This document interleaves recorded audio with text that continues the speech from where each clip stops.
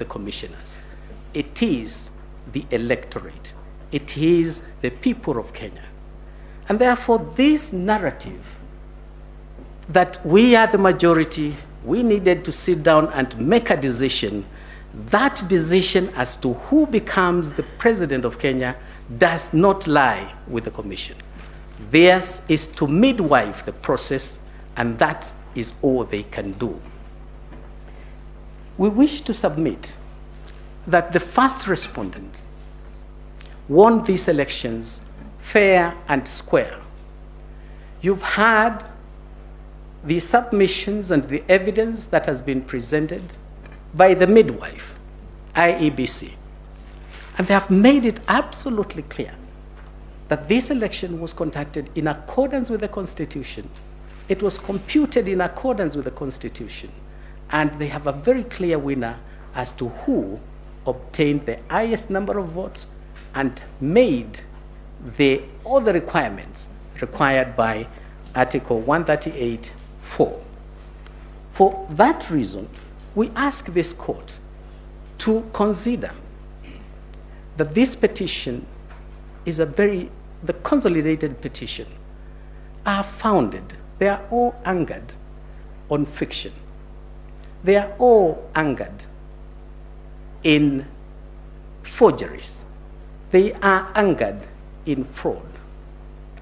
That clearly tells you these petitions are built on sinking sand, and for that reason, they must fail.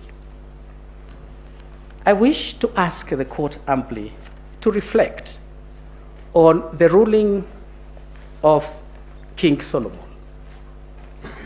Just like King Solomon before you, you have two gentlemen here, each one claiming a baby.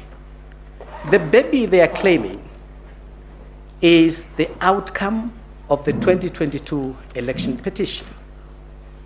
During the days of Solomon, there was no DNA, and therefore he could not easily make up a decision as to whose baby is this. Today, you don't have mothers competing for this baby. You have two gentlemen, each one of them claiming the baby. What does the petitioner ask you to do? Just like the days of Solomon, he is telling you, give me the baby is mine. And then he goes on to tell you, if you cannot give me the baby, slice it into two. We can call this baby Victoria. We can call this baby Victor. But the more gender-neutral term, let's call this baby Victory. Baby Victory has a clear DNA. Baby Victory, his DNA is captured in the original Forms 34A.